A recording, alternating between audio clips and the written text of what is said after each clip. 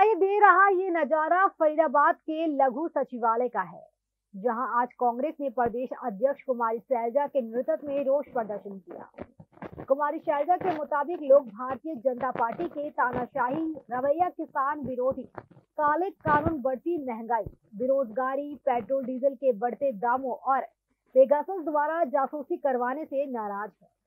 इस मौके पर कुमारी शैलजा ने भारतीय जनता पार्टी पर जमकर निशाना साधा। शैलजा ने तिरंगा यात्रा पर बड़ा सवाल उठाते हुए भारतीय जनता पार्टी को कटघरे में खड़ा कर दिया। उन्होंने साफ तौर पे कहा कि अगर भारतीय जनता पार्टी के दिल में तिरंगा है तो वे संघ के हेडक्वार्टर नागपुर में तिरंगा फहरा कर दिखाए।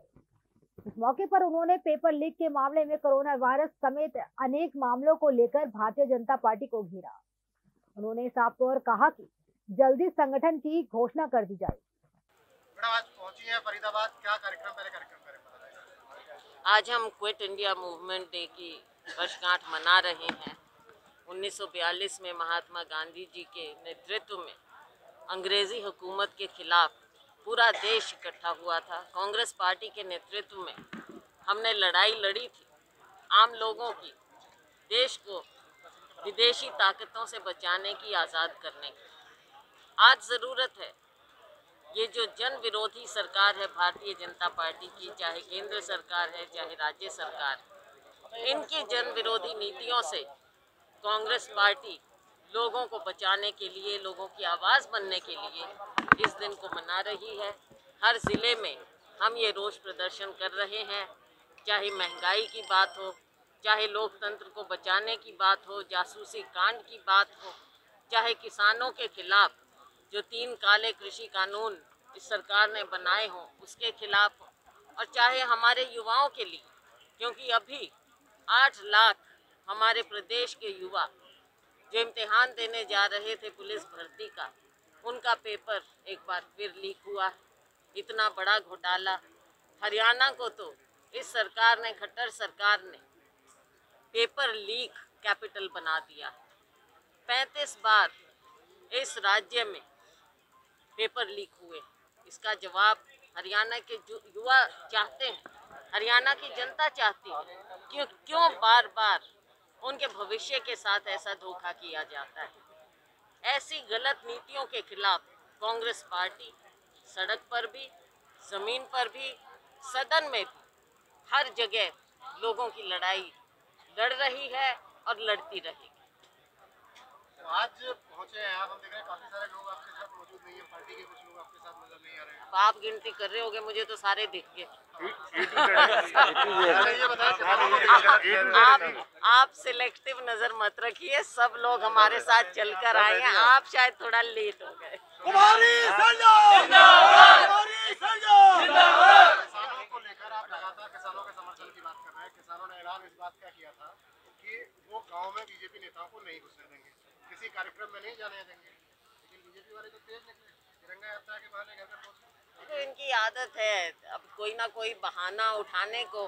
तिरंगा उठाएं, पूरा देश तिरंगा उठाता है, अकेले भारतीय जनता पार्टी नहीं। लेकिन मैं आपको याद दिलाना चाहूँगी कि जब आज़ादी की लड़ाई लड़ी जा रही थी तो ये लोग अंग्रेज़ों के साथ थे, ना कि आम जनता के साथ। बल्कि क्विट इंडिया मूवमेंट जब शुरू की महात्मा गांधी ने, ये लोग इस मूवमेंट के खिलाफ थे। ये इतिहास है। ये जो इनके नेता उस समय के थे, भारतीय जनता पार्टी के नेता, उस समय आज़ादी की लड़ाई में कहीं भी आज़ादी की लड़ाई में सम्मिलित नहीं हुए थे। ये तथ्य बता रहे हैं। और आज क्योंकि इनके पास कोई नेता नहीं है तो ये कांग्रेसी नेताओं को, हमारे बड़े बड़े नेताओं को अपना दिखाने में लगे हुए हैं। इनका अपना कोई इतिहास नहीं है देश के प्रति, और आज इस तरह की बातें करते हैं। तिरंगा हर एक नागरिक उठाता है। तिरंगा अभी हमारे अनेकों बच्चों ने ओलंपिक्स में गोल्ड मेडल, सिल्वर मेडल, कांस्य पदक जीतकर तिरंगा उठाया है। हमें गर्व दिलाया है, देश को गौरवान्वित किया है। हमारे अपने प्रदेश के बच्चे हैं, कितने बच्चे हैं, लड़के लड़कियां, जिन्होंने, अभी नीरज जी की बात करें, हम चाहे रवि की बात करें, चाहे बजरंग की बात करें, हमारी बच्चियों की बात करें जिन्होंने बेहतरीन प्रदर्शन किया हॉकी में, तो इन सब पर हमें गर्व है। तिरंगा हमें अपने लोगों के लिए, अपने युवाओं के लिए, अपने बच्चों के लिए उठाना चाहिए, ना कि उस पर राजनीति करना। आप बड़ी बात कह रहे हैं, आप कह रहे हैं कि आज तिरंगा उठा रहे हैं, कल तिरंगा के साथ विश्वासघात कर रहे थे, आप नहीं कह रहे?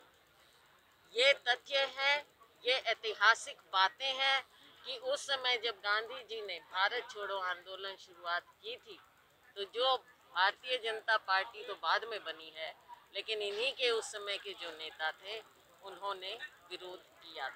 एक चीज और, कोरोना की हेल्थ की बात चल रही है। भाई साहब 1 मिनट आप छोड़ दीजिए, 2 मिनट बात कर लीजिए, आप बाद में कीजिएगा। यहाँ तिरंगा उठाते हैं, वो नागपुर में तिरंगा नहीं लहराते। अभी बिल्कुल बात ठीक कही है कि तिरंगा जो यहाँ पर जिसको ये इस्तेमाल करना चाहते हैं और उसके जरिए लोगों के बीच में जाना चाहते हैं, ये पहले अपने हेडक्वार्टर में, आरएसएस के हेडक्वार्टर में नागपुर में तिरंगा फहरा कर दिखाएं, तब हम मानेंगे कि इनके दिल में तिरंगा है। इनके दिल में तिरंगा नहीं है, इनके दिल में कोरोना की थर्ड लहर की बात हो रही है, लेकिन हम देख रहे हैं कि एक तरफ भारतीय जनता पार्टी तिरंगा यात्रा में बहुत भीड़ ले रही है, इधर आप प्रदर्शन कर रहे हैं। थर्ड वेव क्या केवल आम आदमी के लिए रह गई है? पॉलिटिकल पार्टी चाहे बीजेपी हो या कांग्रेस हो या दूसरी कोई पार्टी नहीं, हो? हम सबको यही कहते हैं कि इसको ऑब्जर्व करिए और सब वैक्सीनेशन लीजिए। सबको वैक्सीनेशन लेना चाहिए, लेकिन हमें लगता है कि शायद हरियाणा सरकार इसके बारे में उतनी गंभीर नहीं है जितना होना चाहिए। बीच में एक ये बहुत बड़ा कैंपेन तिरंगा लेकर इनको ये भी करना चाहिए था कि सबकी वैक्सीनेशन हो जाए और पर्याप्त मात्रा में वैक्सीन आए। कार्यकारिणी का क्या रहेगा आपका? हुड्डा जी और आपके बीच में वो ये जो इधर की बॉल उधर, उधर की बॉल इधर? नहीं, ऐसा कुछ नहीं है। जल्दी हमारी पूरी कार्यकारिणी बनेगी। जल्दी हम पिछले 4 सालों से सुन रहे हैं, काफी टाइम से, जब से आपने पदभार संभाला है तब से हम इसको सुन रहे हैं। नहीं, तब शुरू में मैंने नहीं कहा था, बाद में कहा था। लेकिन देखो, नहीं, ये मजाक की बात नहीं है। बीच में कोरोना काल भी आया, बहुत सी बातें हुई। आपको याद होगा हमने अपने पर्यवेक्षक भी भेजे थे जगह जगह, लेकिन फिर बीच में कोरोना का ये सेकंड कोविड की वेव आई थी। लेकिन अब फाइनल चरण में जल्द हो जाए।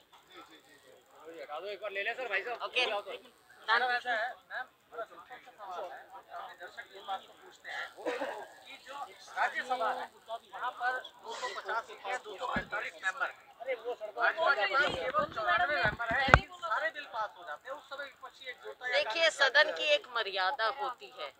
आपको मैं आपको याद दिलाना चाहूंगी कि पहले कभी राज्यसभा में शोर शराबे में बिल पास नहीं होते थे। ये एक परंपरा रखी गई थी, लेकिन आज उस परंपरा को ये सरकार तोड़ रही है। मैडम, लेकिन आप ये तो मानते हैं कि सदन जो बनाया गया है